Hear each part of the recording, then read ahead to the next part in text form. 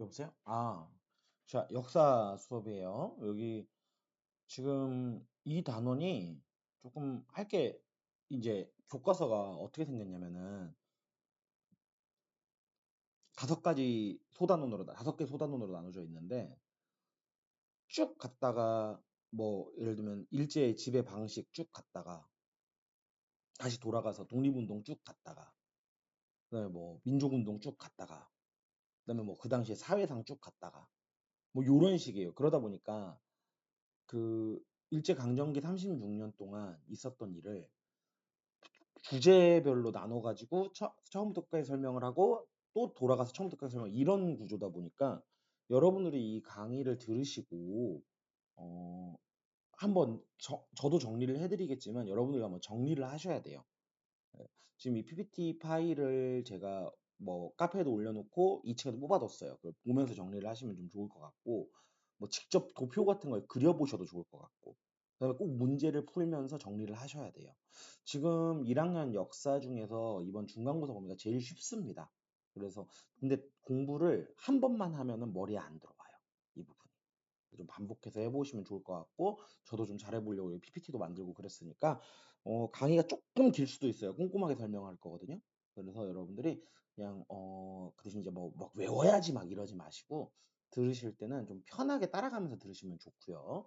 그다음에 다음 주쯤 해가지고는 문제 푸는 것도 좀 몇 개 올려드릴 거예요. 그럼 그것도 여러분들이 혼자 공부하거나 이런 게 좀 내키지 않으시면은 문제 풀면서 따라가야지 그냥 보면서 이렇게 해주시면 좋을 것 같아요. 설명을 교과서가 그렇게 생겨먹었다 보니까 저도 설명을 계속 반복하면서 하게 될 거예요. 그래서 좀 중요한 포인트를 계속 반복해서 잡는 쪽으로 한번 가봅시다. 이제 개관이에요. 이제 이 일제강점기 36년을 보통 한국사는 세 개 파트로 나눠요. 그래갖고 첫 번째가 1910년대 무단통치, 그다음에 1920년대 문화통치, 1930년대 민족 말살통치 이렇게 세 개로 나눕니다.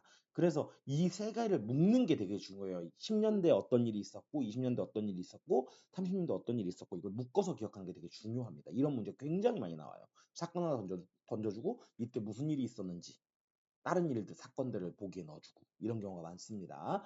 1910년과 20년을 구분하는 것은 3.1운동이고요. 20년과 30년대를 구분하는 것은 만주사변, 즉 청일전쟁이 시작이 됐던 만주사변, 중일전쟁이죠. 이때는 중국과 일본 전쟁이 시작했던 만주사변이 기준이 됩니다. 1910년도에 있었던 일은 보통 이제 제일 먼저 총독부가 등장을 했던 거죠. 1905년에 을사늑약을 하고 조선의 총감 대한제국이죠. 근데 내가 여기서 수업에서 좀 조선이라고 하겠습니다. 통감부가 생깁니다.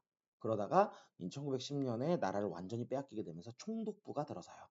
그 총독은 육군과 해군 중에서 이제 좀 높은 사람이 맡게 됐었어요. 그 얘기가 뭐냐? 한 나라를 지배하는 사람이 한 지역을 지배하는 사람이 군인이었다는 거죠. 군인이 정치를 했다는 거예요. 그러면 이게 무슨 얘기예요? 보통 우리 역사상으로 보면 세계적으로도 군인이 정치를 하던 시기는 좀 독재가 많았죠. 가혹한 통치가 많았고 가혹했던 통치라는 거죠. 그래서 경찰, 치안 유지도 군인인 헌병이 하게 됩니다. 그리고 당연히 언론 집회 결사의 자유가 없어요. 여기서 그 그리고 심지어 학교에도 선생님이 칼을 차고 들어와서 수업을 하게 되고요. 조선태형령이라고 해서 사람을 잘못하면 때렸어요. 인권이 완전히 무시되는 거죠. 특히 이 법은 조선 사람들에게만 적용이 됐습니다. 그리고 직결처분권을 가졌어요. 헌병경찰은. 즉 재판을 하지 않고 그 자리에서 처벌을 할 수 있다는 거죠. 그래갖고 막 보면 야 너 뭐야? 그러면 칼로 찔러버리고 막 이런 일도 있었다고 하죠. 그 다음에 이제 경제수탈론 대표적인 게 이 시기에 1910년도 무단통치 시기에는 토지조사 사업이 있었습니다. 조선의 토지를 조사를 해서 신고를 하게 했어요. 정해진 기간에. 근데 이제 문제가 뭐야? 그 당시 사람들 글을 모르는 사람이 많았잖아. 그래서 신고를 제때 못하면 그 땅이 임자 없는 땅이 됐어요. 또 두 번째가 여기 좀 중요한 게 소유권과 경작권, 소작권이 인정이 안 됐어요. 무슨 얘기냐면 내가 예를 들면은 원룸에서 살아요. 그럼 이 집주인이 있고 내가 월세를 내잖아요. 근데 이 현대 사회에서는 보통 이전 조선 사회에서도 마찬가지고 이 땅 주인이 따로 있고 그 농사 짓는 사람이 따로 있었어요. 그럼 내가 농사를 지어서 쌀을 10가마니를 얻으면 뭐 몇 가마니를 집주인한테 땅 주인한테 주고 내가 먹는 거죠. 근데 이걸 소작이라 그러는데 이 소작권이 인정이 안 되다 보니까 많은 소작농들이 이제 생활의 생계 유지 수단을 잃어버리게 되는 그런 일들이 있었고, 이렇게 신고를 하지 않은 땅들은 약 45%의 조선의 토지들이 이제 동양척식 주식회사라는 일본이 만든 회사로 넘어가게 되고, 싼 값에 일본인들한테 넘어가게 됩니다. 우리나라 땅들을 빼앗은 거예요. 그 다음에 이제 교육도 우미나 교육, 멍청한 사람을 만드는 교육을 합니다. 그래서 교육 학교도 4년만 다니게 되고, 또 교육 중심도 좀 실업을 중심으로, 즉 기술이나 이런 거, 지금 때는 특성화 고등학교 뭐 이런 거 중심으로 진행이 됐다는 거예요. 높은 수준의 교육을 시키지 않았다는 거죠. 그 다음에 이때 1910년도 무슨 령, 그럼 1910년이다 이렇게 생각해 주면 돼요. 회사령, 어업령, 광업령 등 우리나라의 산업들을 허가제 기억하셔야 돼요. 그래가지고 허가를 안 내줘 버렸어요. 조선 사람들한테. 또 일본 사람들한테만 허가를 내줘 버린 거죠. 이 광산 누가 할 거야? 일본 사람한테 허가해 준 거죠. 그래서 우리나라 산업이나 돈 되는 것들 다 일본에 넘겼다. 근데 이게 3.1 운동이 크게 벌어지고 나니까 이제 이렇게 해서는 안 되겠다라고 해서 문화 통치라는 이름의 통치를 하게 됩니다. 이제 문화 통치는 굉장히 뭔가 기만적, 그러니까 이렇게 해준다라고 해도 실제로 안 하고 뭔가 뒤에 뭐 다른 속셈이 있었던 거죠. 그래서 이거를 좀 뭐라고 하냐면 분열 통치라고도 하고 뭐 이런데, 이제 이 실상을 물어보는 문제가 굉장히 많이 나와요. 그래서 그 군인이 아닌 문관, 공부 쪽을 한 사람, 정치인이나 이런 문관이 총독을 할 수도 있게 법을 바꿨지만 실제로 문관 총독은 한 명도 임명되지 않아요. 그 다음에 헌병 경찰이 아닌 보통 경찰제로 바뀌었지만 경찰이 3배 증가합니다. 더 가혹하게 사람들을 쥐어짠 거죠. 감시한 거죠. 그 다음에 이때 치안유지법이라는 법을 만드는데요. 이때가 이제 어떤 시기냐면은 1차 세계대전 이후에 이제 좀 이념 전쟁이 있어서 이제 공산주의와 자본주의가 싸우던 전 세계적으로 그런 시절이었어요. 그때 이제 일본은 어쨌든 자본주의를 표방한 자본주의 세력이었기 때문에 치안유지법이라는 걸 만들어 가지고 많은 독립운동가들을 공산주의자로 몰아서 체포했어요. 그 다음에 언론 집회 결사의 자유를 일부 허용을 해줍니다. 하지만 이걸로 이제 뭐 조선일보라든지 동아일보 같은 우리나라 신문들이 만들어지고 했지만 다 사전에 검열하고 뭐 이랬습니다. 그 다음에 부면협의회라고 해가지고 실제로 뭐 이장이나 마을 이장이나 시장 같은 거를 이제 선거를 해서 뽑게 만들어주겠다 이렇게 했어요. 근데 사실 문제가 뭐예요? 그렇게 선거를 해서 조선 사람들이 선거를 해서 뽑은 사람들은 의결권이 없었어요. 의사결정권이 없고 그냥 자문만 하는. 그리고 심지어 이 사람들도 대부분이 친일파 지주들이었던 거죠. 그래서 실질적으로 참정권을 의미가 없었다, 의결권이 없었다라는 거 기억해 주시고, 교육 기회를 확대해 줬어요. 그래서 이제 고등학교를 만들어 가지고 6년의 교육 기회를 줬죠. 하지만 그 당시에 조선 사람들은 이미 이런 토지조사 사업이나 회사령, 어업령, 광업령들 때문에 너무 가난해졌기 때문에 실제로 학교에 갈 수가 없어서 진학률이 매우 낮았어요. 이때 경제 수탈의 대표적인 거는 토지조사 사업이 10년이라면 20년대는 산미증식 계획이에요. 그 당시에 일본이 공업화가 되면서 많은 농민들이 공장으로 가게 돼요. 그러니까 쌀이 부족해지죠. 그 부족한 쌀을 조선에서 가지고 오려고 했어요. 그러면서 야, 수리조합이란 걸 만들게 해가지고 야, 너네 우리가 돈 빌려줄 테니까 저수지도 짓고 좋은 비료도 써가지고 쌀 더 많이 생산해 이렇게 한 거죠. 근데 문제가 뭐냐면은 쌀 생산량이 늘긴 했는데 계획만큼 늘지 않았어요. 근데 쌀을 가져가는 건 자기들이 세웠던 계획만큼 가져가요. 그래서 더 많이 수탈하게 되는 거죠. 또 이 수리조합에 이게 돈을 빌려준 거란 말이에요. 그리고 이 수리조합비가 이 지주들이 땅 주인들이 소작농들한테 전가하는 경우가 많았어요. 그래서 가난한 소작농들은 오히려 더 가난해지고 그래서 만주나 이런 데로 도망가고 이런 경우가 많았어요. 산미증식 계획 기억해 주시고 20년대. 그 다음에 회사령이 폐지됩니다. 그리고 이거를 신고제로 바뀌어요. 즉 허가를 안 내주면 할 수 없는 것에서 신고만 하면 할 수 있는 걸로 바뀌어요. 하지만 이때 이미 일본은 공업화가 되어 있기 때문에 일본의 기업들이 너무 셌어요. 힘이. 그래서 우리나라 기업에 비해 훨씬 선진적이었죠. 그래서 이 일본 기업들이 오히려 우리나라에 들어오는 기회가 됐죠. 즉 일본 기업들이 들어오기 쉽게 해주려고 신고제로 바꿔준 거예요. 경쟁이 안 되니까. 그 다음에 일본 제품의 관세를 아예 폐지해버립니다. 당연히 일본 기업에 비해 우리나라 기업이 확실히 밀릴 수밖에 없었겠죠. 1930년대는 이제 일본이 뭐 중국과 전쟁을 함과 동시에 뭐 시간이 지나면은 아예 태평양 전쟁을 미국하고 전쟁을 하고 뭐 이렇게 하게 되죠. 전쟁을 하다 보니까 너무 크게 전쟁을 하다 보니까 조선 사람들이 좀 더 헌신적이 되어줘야 되는 거예요. 총알바지로도 써야 되고 전쟁에 필요한 물자를 뭐 진짜 숟가락 하나까지 다 가져가야 되는데 그래서 정신교육을 시킵니다. 내선일체, 일선동조 무슨 얘기냐? 조선과 일본은 하나야. 그러니까 너네는 우리한테 헌신해야 돼. 즉 조선의 정신을 아예 없애려고 한 거예요. 그래서 헌신하게 만들려고. 그래서 매일 한국 식민 서사 이런 것도 암송하게 하고 신사참배하게 하고 뭐 그 일본의 그 천황이 있는 곳을 향해서 매일 그 절하게 하고 말하게 해서 정신교육을 시키고요. 한국어 아예 교육 금지하게 하고 그다음에 이름도 이때 일본식으로 바꾸게 하죠. 그다음에 당연히 신문도 폐간, 우리글 신문도 폐간하고 조선어학회 사건. 그래서 우리말을 지키는 사람들 이런 사람 다 구속해 버립니다. 아예 일본을 조선을 없애려고 한 거죠. 이때 소학교가 국민학교로 바뀝니다. 이것도 기억하셔요. 국민학교는 30년대입니다. 그다음에 중국하고 전쟁을 하니까 그 당시에 이전까지 조선은 쌀 농업 중심이었고 일본이 공업화가 되어 있었다 했죠. 근데 일본에서 군수물자 만들어 가지고 배로 실어 가지고 또 그 조선으로 날라서 중국으로 날라면 힘들잖아. 그러니까 조선에다가 병참 기지와 군수 기지를 만들려고 했어요. 그래서 우리나라 지금의 북한 땅에 막 공업 기지를 세워요. 군사 그 군수품을 생산하는. 그리고 그 당시에 군수품은 경공업 중심이었으니까 이제 그 원자재가 필요하겠죠, 재료가. 그래서 남면 북양 정책이라 그래가지고 남쪽에서는 면화를 키우고 북쪽에서는 초원지대가 많으니까 북한 땅은 그 양을 키우기 위해서 그 옷을 만들고 뭐 이런 거 하는 재료를 수급하게 하는 남면 북양 정책도 이때 실시돼요. 그리고 이제 1900 좀 시간이 지난 다음에는 이제 아예 국가 총동원법 해가지고 무조건 다 내놔라 이렇게 해서 이때 학도병 어린 학생들도 군대 총알바지로 내몰고 징용 강제로 노동하게 하고 그 다음에 여자들 정신대 위안부로 끌고 가고 그 다음에 숟가락 젓가락 그릇까지 다 뺏어가는 공출 강제로 국가에서 가지고 가는 게 공출이에요. 그런 것들도 이때 있었죠. 그리고 이런 거 그럼 다 조선 사람들은 안 내놓으려고 그러겠죠. 그러면 이때 애국반이라는 걸 만들어서 서로 감시하게 하는 거예요. 예를 들면 짐 10개를 묶어가지고 이게 애국반이야. 여기 대장이 있어. 감시하게 하는 거예요. 공동 책임지게 하고.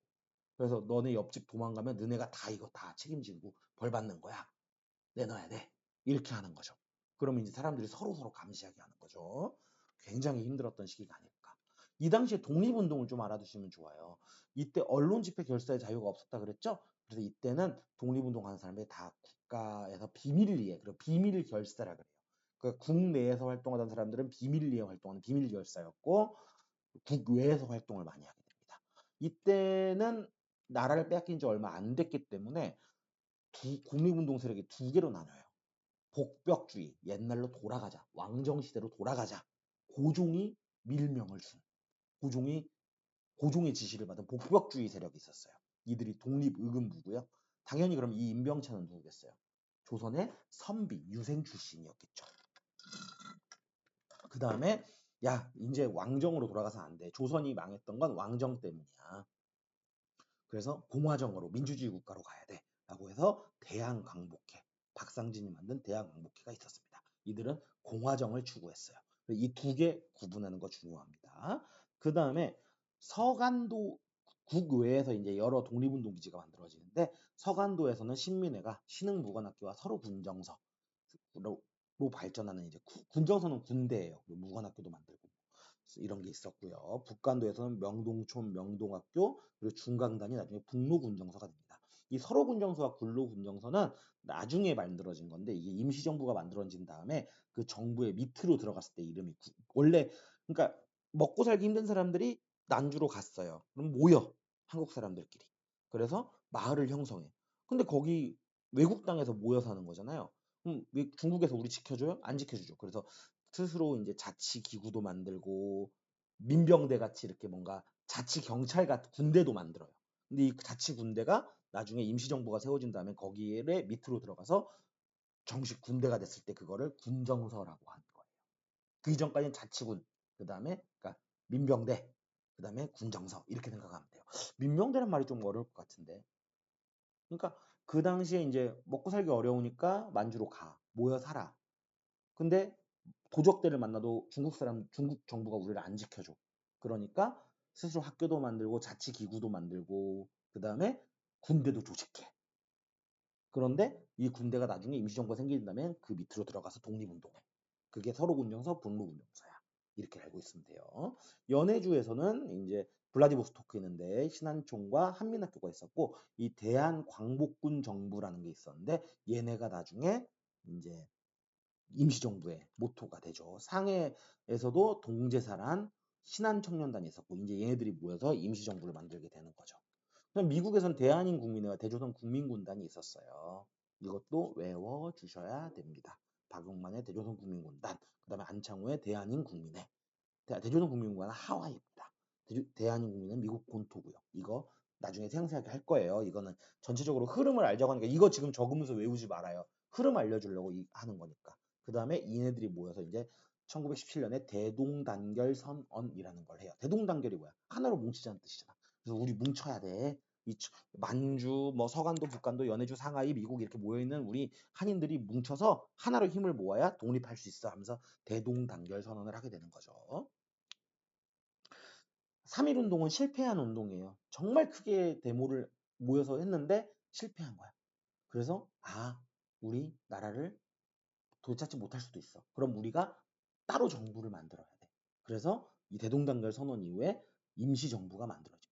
근데 임시정부가 처음에는 잘 돌아가다가 결국에는 일제의 탄압이나 뭐 그다음에 좀 이런 것 때문에 삐걱거려요. 그래서 이제 이 삐걱거리는 상황에서 그 안에서도 서로 세력이 갈라져서 싸우게 됩니다. 그래서 이걸 수습하고자 국민대표회의가 열려요. 근데 이 회의는 좀 잘 안 됩니다. 결렬됐다고요, 그거를. 결렬되게 돼요. 그 이후에 이제 임시정부가 좀 침체기를 겪게 되죠. 그리고 이제 의열단이라는 친구들이 있었어요. 김원봉으로 대두되는. 얘네들은 테러하는 애들이에요, 일본한테. 네. 김상옥, 김익상, 나석기 오타예요. 얘네들이죠. 그 다음에 이제 이건 좀 외워주시는 게 이제 전투도 이때 많이 벌어집니다. 그래서 봉우동 전투, 청산리 전투 이런 게 이때 있었어요. 조금 설명을 해드리자면요.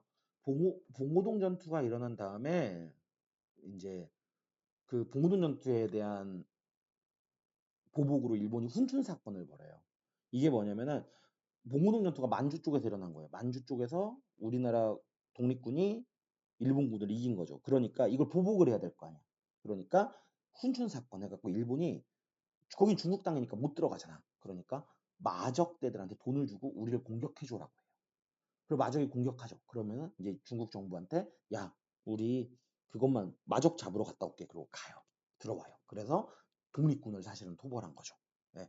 그거를 청산리 전투에서 완전히 또 쓸어버리죠. 김자진하고 또 누구야 갑자기 이름이 생각이 안 나네. 다 나오겠지. 그리고 그거에 대한 보복으로 간도 참변이 벌어집니다. 간도를 다 쓸어버리는 거예요. 일본군이 대규모로 들어와서. 그러니까 임시정 그 독립군들이 우리 몸을 피하자 그러고 러시아로 갑니다. 소련으로. 자유시라는 곳에 가서 여기에 가면 우리 독립을 도와준대라고 해서 갔더니 갑자기 우리 밑으로 들어와라고 한 거예요. 공산주의 사회주의 사상을 가지고 있던 독립군들은 거기에 대해 찬성을 했는데 우린 사회주의는 아니야라고 했던 독립군들은 거기에 반대했어요. 그랬더니 소련에서 쟤네 니들이 처리라고 해서 독립군끼리 싸우게 되는 일이 벌어져요. 그게 자유시 참변이에요. 그리고 이 임시정부는 국민대표회가 결렬된 이후에 쇠퇴하고 있었고 그러다 보니까 이제 다시 자치정부들이 만들어져요. 참의부, 정의부, 신민부라고 하는. 그때 서간도, 북간도, 연해주에 있던 애들하고 똑같은 거예요.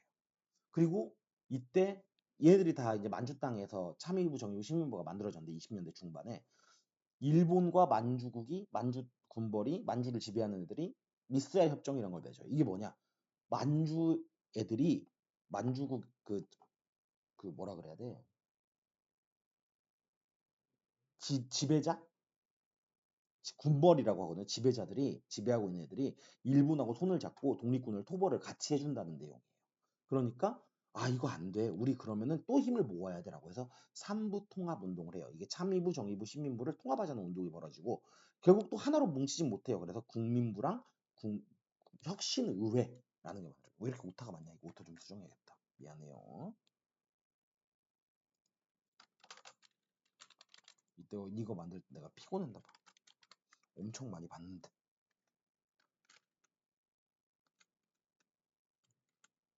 혁신의회라는 게 만들어져요. 그 다음에 이때 이제 그 조선 본토에서는 신간회라는 게 만들어집니다. 삼도통합운동과 비슷하게 조선 본토에서도 사회주의 세력하고 민족주의 세력이 갈등을 벌이고 있었는데 그걸 하나로 뭉치자라고 해서 만들어진 게 신간회예요.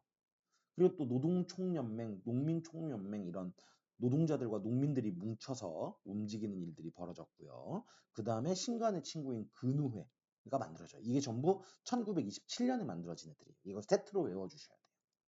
그 다음에 이 노동총연맹은 원산총파업을 일으키고 농민총연맹은 암태도 소작쟁이를 일으켜요. 즉 일본이 그 당시에 너무 농민들도 수탈하고 노동자도 수탈하니까 막 파업하고 소작쟁이하고 이랬다는 거예요. 또 학생들은 60만세 운동하고 광주 학생 운동을 벌여요.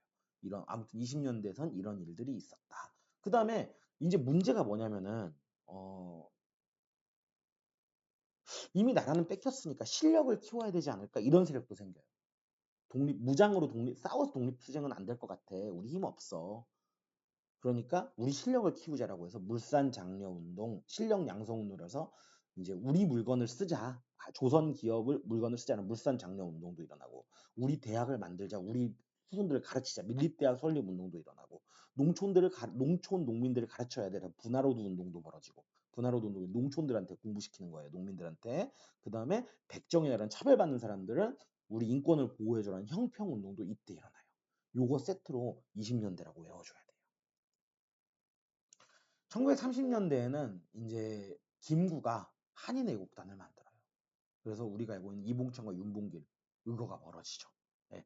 즉 김구도 임시정부 만들어서 외교 같은 걸 해서는 독립이 안 될 것 같아라고 해서 임시정부의 수장 자리를 내려놓고 한인애국단을 만들어서 테러를 시작한 거죠.